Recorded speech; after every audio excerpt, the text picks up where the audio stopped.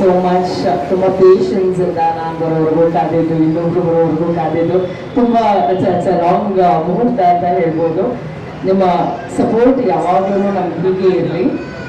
K18 ಈ ಒಂದು ಸಿನಿಮಾದಲ್ಲಿ ಅಂದರೆ ನೀವು ನಂಬರ್ ಪ್ಲೇಟ್ ನಿಮ್ಗೆಲ್ರಿಗೂ ಗೊತ್ತಿದ್ರೆ ಆಲ್ರೆಡಿ ಗೊತ್ತಾಗುತ್ತೆ. It is from Chikmagalur. So ಚಿಕ್ಕಮಂಗ್ಳೂರಿನಲ್ಲಿ ಇರುವಂತಹ ಒಂದು ನಂಬರ್ ಪ್ಲೇಟ್ನ ಟೈಟಲ್ ಆಗಿ ಇಟ್ಕೊಂಡು ATM ಮಂಜು ಸರ್ ಹಾಗೆ ಮೋಹನ್ ಚಿಕ್ಕಿ ಸರ್ ಜೊತೆಯಾಗಿ ಇದ್ದು ಈ ಒಂದು ಸಿನಿಮಾ ಮಾಡಬೇಕು ಅಂತ ಡಿಸೈಡ್ ಮಾಡಿದ್ರು. ಇನ್ಫ್ಯಾಕ್ಟ್ ಈ ಸಿನಿಮಾ ನನಗೆ ಸಿಕ್ಕಿದ್ದು ಅಲ್ಲಿ ಕೊಟ್ಟಿದ್ದಾರಲ್ಲ ಶಶಿ ಅವರು, ಅವ್ರ ಸಿನಿಮಾದೊಂದು ಡಿಸ್ಕಷನ್ಗೆ ಅಂತ ನಾನು ಅವ್ರನ್ನ ಮೀಟ್ ಮಾಡೋದಕ್ಕೆ ಇವ್ರನ್ನ ಮೀಟ್ ಮಾಡೋದಕ್ಕೆ ಅಂತ ಹೋಗಿದ್ದು. ಬಟ್ ಆ ಸಿನಿಮಾಗಿಂತ ಮುಂಚೆ ಇದು ಸೆಟ್ ಹೇಳ್ತಾ ಇದ್ದಿದ್ದರಿಂದ ಈ ಸಿನಿಮಾ ನನಗೆ ಒಂದು ಅವಕಾಶ ಮಾಡಿಕೊಡ್ತು. Thank you so much sir, Mohan sir, Manju sir and Shashi sir ನನಗೆ ಈ ಒಂದು ಅವಕಾಶ ಮಾಡಿಕೊಡೋದಕ್ಕೆ.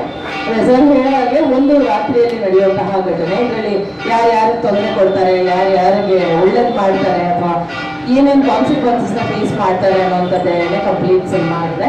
ಆ್ಯಂಡ್ ಭಾಳಷ್ಟು ಕಡಿಮೆ ಜನ ಆರ್ಟಿಸ್ಟನ್ನ ಇಟ್ಕೊಂಡು ಸಿನಿಮಾನ ಮಾಡೋದು ಲೈಕ್ ಒಂದು ಚಾಲೆಂಜ್ ಅಂತಲೇ ಹೇಳ್ಬೋದು. ಆ ಒಂದು ಚಾಲೆಂಜ್ನ ಮೋಹನ್ ಸರ್ ತಗೊಳ್ತಿದ್ದಾರೆ. ಆ್ಯಂಡ್ ಮುಂಜಾನೆ ಮಂಜೂರು ನಾವು ಕ್ಯಾಮ್ರಾ ವರ್ಕ್ ಮಾಡ್ತಾ ಇದ್ದಾರೆ. ಅಂದರೆ ನಾನು ಅವಾಗ ಮುಸ್ಲಿಂ ಜೊತೆ ಕನ್ಫ್ಯೂಸ್ ಆಗಿ ಉಲ್ಟಾ ಪಲ್ಟಾ ಹೇಳ್ತಿರ್ತೆ, ಅದಕ್ಕೆ ಅವ್ರ ಮುಖ ನೋಡ್ತಾ ಇರ್ತಾರೆ.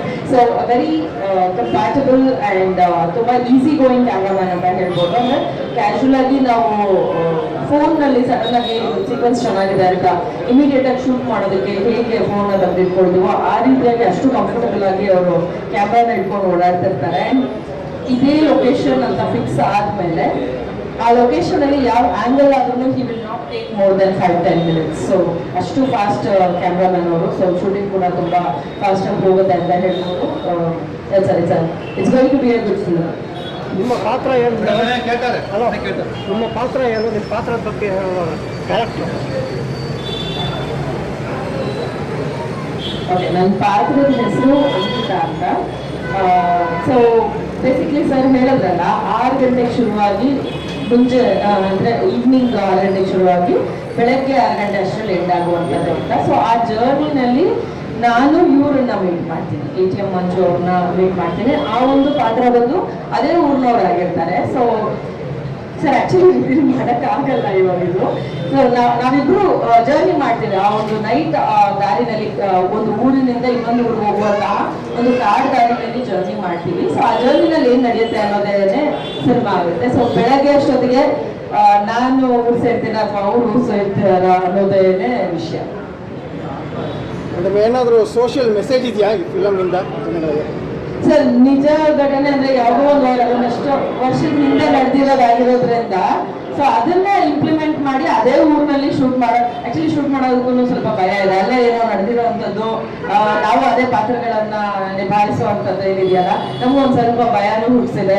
ಆ ಕಾಡು ಕೂಡ ಹಂಗೆ ಇದೆ, ನೋಡೋದು ಸ್ವಲ್ಪ ಭಯನೇ ಆಗುತ್ತೆ.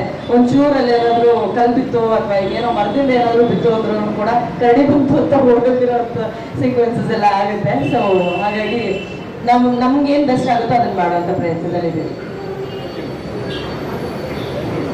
ಅಲ್ಲಿ ಒಂದು 25 ವರ್ಷದ ಹಿಂದೆ ನಮ್ಮ ತಂದೆ ನಾನು ಕೆಮ್ಮಣ್ಣಗುಂಡಿ ಅಂತ ಇದೆ ಚಿಕ್ಕಮಗಳೂರಲ್ಲಿ, ಅಲ್ಲಿ ಒಂದು ಸತ್ಯ ಘಟನೆ ಇದು. ನಾನಾಗ PUC ಓದ್ತಾ ಇದ್ದೆ ಈ ಘಟನೆ ನಡೆದಾಗ.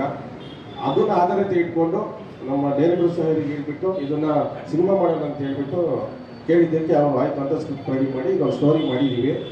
ಇದು ಆ್ಯಕ್ಚುಲಿ ಸತ್ಯ ಘಟನೆ. ಇದು ಒಂದು ಆ ಕಡೆ ಒಂದು ಊರು ಇರುತ್ತೆ, ಈ ಕಡೆ ಒಂದು ಇರುತ್ತೆ, ಸೆಂಟ್ರಲ್ ಒಂದು ಕಾಡು ಇರುತ್ತೆ, ಬಸ್ಸಿನ ವ್ಯವಸ್ಥೆ ಇರೋದಿಲ್ಲ, ಅಲ್ಲಿ ವಾಕ್ಯದಲ್ಲೇ ಹೋಗ್ಬೇಕು.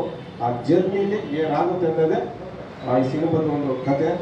ಅದರಲ್ಲಿ ನಾನು ಸೇಫಾಗಿ ಬರ್ತೀನೋ ಇಲ್ಲೋ ಅನ್ನೋದು ಇದ್ರದ್ದು ಸ್ಟೋರಿ. ಇದರಲ್ಲಿ ನಾನು ಕನಿಷನ್ ಮೇಡಮ್ ಜೊತೆ ಪಾತ್ರ ಮಾಡ್ತಾ ಇದ್ದೀನಿ. ನಾನು ಹೊಸಬ, ನನಗೆ ಪಾತ್ರ ಮಾಡೋದಕ್ಕೆ ಅಷ್ಟು ಇದಿಲ್ಲ. ಇವ್ರ ಜೊತೆ ನಿಂತು ನಾನು ಕಲಿತಾ ಇದ್ದೀನಿ. ನಿಮ್ಮ ಸಹಕಾರ ಎಲ್ಲ ಇರಬೇಕು. ನಾನು ಇದಕ್ಕೆ ಪ್ರೊಡ್ಯೂಸರ್ ಆಗಿ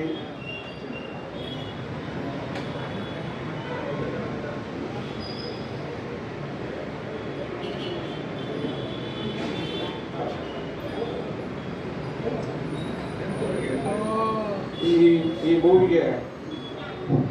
ಮೂವಿಗೆ ನಾನೇ ಪ್ರೊಡ್ಯೂಸರ್ ಆಗಿ, ಮತ್ತು ನಮ್ಮ ಸ್ನೇಹಿತರಾಗಿರುವಂಥ ಸೋನಿಯಾ ರಾವತ್ ಅವರ ಕೋ ಪ್ರೊಡ್ಯೂಸರ್ ಆಗಿ ಇನ್ವೆಸ್ಟ್ ಮಾಡ್ತಾ ಇದ್ದಾರೆ. ಶೂಟಿಂಗ್ ಟೈಮಲ್ಲಿ ನಾನು ನಿಮಗೆ ಕೇಳ್ಕೊಳ್ತೀನಿ, ಒಂದು ಶೂಟಿಂಗ್ ಟೈಮಲ್ಲಿ 11 PO ವ್ಯವಸ್ಥೆ ಮಾಡಿ ಒಂದು ಪಬ್ಲಿಸಿಟಿ ಮಾಡಬೇಕಂತ ನಾನು ನಿಮ್ಮಲ್ಲಿ ಕೇಳ್ಕೊಳ್ತಿದ್ದೀನಿ. ಹಾಗೆ ನಿಮ್ಮ ಸಹಕಾರ ನಮ್ಮ ಮೇಲೆ ಇರಬೇಕು. ನಾವು ಹೊಸಬಾರಿ ಫಿಲಮ್ ಇಂಡಸ್ಟ್ರಿಗೆ ನಮಗೆ ನಿಮ್ಮ ಸಪೋರ್ಟ್ ಬೇಕು ಅಂತೇಳಿ ನಾನು ಕೇಳ್ಕೊಳ್ತಿದ್ದೀನಿ ಮಾಧ್ಯಮ ಮೂಲಕ. ಮಾಧ್ಯಮದವರಿಗೆ ನನ್ನ ನಮಸ್ಕಾರ. ಈ ಸಿನಿಮಾ ಮಾಡೋದಕ್ಕೆ ಕಾರಣ ನಮ್ಮ ಮಹೇಶ್ ಅಣ್ಣ, ಗದನ್ ಡೈರೆಕ್ಟ್ರು. ಅವರು ನನ್ನ ರೆಫರ್ ಮಾಡಿರ್ತಾರೆ. ಮತ್ತು ATM ಮಂಜಣ್ಣವರು ಪ್ರೊಡ್ಯೂಸರ್ನ ಮೀಟ್ ಮಾಡಿಸಿ 30 ಸಾವಿರ ನನಗೆ ಈ ಸಿನಿಮಾ ಮಾಡೋಕ್ಕೆ ಚಾನ್ಸ್ ಕೊಟ್ಟಿರ್ತಾರೆ. ಏನಪ್ಪ ಅಂದರೆ ಒಂದು ನೈಟಲ್ಲಿ ನಡೆಯೋ ಘಟನೆ ಆಗಿರೋದ್ರಿಂದ ನನಗೊಂದು ಕ್ಯೂರಿಯಾಸಿಟಿ. ನಾವು ಸಿನಿಮಾ ನೋಡಿರ್ತೀವಿ, ನಾವು ಮಾಡಬೇಕಾದ್ರೆ ಯಾವ ಥರ ಇರ್ಬೋದು ಅಂತ ಒಂದು ಕ್ಯೂರಿಯಾಸಿಟಿ ಮೇಲೆ ಸಿನಿಮಾ ಮಾಡ್ತಾ ಇರೋದು. ಮತ್ತು ನಮಗೇನು ಬೇಕೋ ಎಕ್ವಿಪ್ಮೆಂಟ್ಸ್ ಎಲ್ಲ ಕೊಡ್ತಾ ಇದ್ದಾರೆ. ತುಂಬ ಚೆನ್ನಾಗಿ ಮೂಡ್ ಬರುತ್ತೆ. ಮತ್ತು ನೆಕ್ಸ್ಟ್ ಮೀಟ್ ಮಾಡೋಣ ಸರ್. Thank you. ಇದಕ್ಕೆ ಮುಂಚೆ ಗ್ರ್ಯಾಂಡ್ ತಕ್ಕ ಒಂದು ಮಕ್ಕಳ ಬಗ್ಗೆ ಸಿನಿಮಾ ಮಾಡಿದ್ದೆ. ಈ ಸಿನಿಮಾ ಪೋಸ್ಟ್ ಪ್ರೊಡಕ್ಷನ್ ಹಿಡಿತಾ ಇದೆ. ಇದು ಮೂರನೇ ಸಿನಿಮಾ. ನನ್ನ ಹೆಸರು ಶಿಶುಕುಮಾರ್ ಅಂತ ಹೇಳಿದ್ದು. ನಾನು ಈ ಮೂವಿಗೆ ಸಾಹಿತ್ಯ ಮಾಡ್ತಾ ಇದ್ದೀನಿ. ಈ ಮೂವಿಗೆ ನನಗೆ ಸಾಹಿತ್ಯ ಬರಲಿಕ್ಕೆ ATM ಮಂಜಣ್ಣ ಅವರು ಈ ಮೂವಿಗೆ ನಾಯಕನಾಗಿ ಮಾಡ್ತಾ ಇದ್ದೀನಿ. ಈ ಮೂವಿಗೆ ಒಂದು 3 ಸಾಂಗ್ ಬಂದು ತುಂಬಿಕೊಡು ಅಂತ ಹೇಳಿದ್ರು. ಒಂದು ಸಾಂಗ್ ಆಲ್ರೆಡಿ ನಾನೇ ಹಾಡಿದ್ದೀನಿ, ದೇವತೆ ಅಂತ ಹೇಳ್ಬಿಟ್ಟು ಮೆಲೋಡಿ ಸಾಂಗು. ಒಂದು ಎಣ್ಣೆ ಸಾಂಗ್ ಬರಿತಾ ಇದ್ದೀನಿ, ಒಂದು ಪಬ್ ಸಾಂಗ್ ಬರಿತಾ ಇದ್ದೀನಿ. ಈ ಮೂವಿಗೆ ನನಗೆ ATM ಮಂಜಣ್ಣ ಅವರಿಗೆ ಪರಿಚಯ ಮಾಡಿಕೊಟ್ಟವರು ನಮ್ಮ ಯಶವಂತ ಅಣ್ಣ ಅವರು. ಅವರಿಗೆ ನಾನು ಧನ್ಯವಾದಗಳು. ನಮ್ಮ ಜೊತೆ ನಾನು ಕಲಿದ್ದಕ್ಕೆ ನನಗೊಂದು ಮಾತಿಗೆ ಬೆಲೆ ಕೊಟ್ಬಿಟ್ಟು ತನಿಷಾ ಮೇಡಮ್ ಅವರು ಈ ಮೂವಿಗೆ ಸಪೋರ್ಟ್ ಮಾಡ್ತಿದ್ದಾರೆ. ಹಾಗೂ ಮಂಜಣ್ಣ ಅವರು ಕೂಡ ಈ ಮೂವಿ ಮಾಡಲೇಬೇಕಂತ ಹೇಳ್ಬಿಟ್ಟು ಹೇಳಿ ನನಗೆ ಸಾಂಗ್ ಬರೀತಾ ಇದ್ದೀನಿ. ನಮ್ಮ ಮೋಹನ ಅವರು ಕೂಡ ಶಶಾನ ಬರೀಲಿ ಅಂತ ಹೇಳ್ಬಿಟ್ಟು ಹೇಳಿ ಓಕೆ ಮಾಡಿ ನನ್ನ ಸೆಲೆಕ್ಟ್ ಮಾಡಿದ್ದಾರೆ.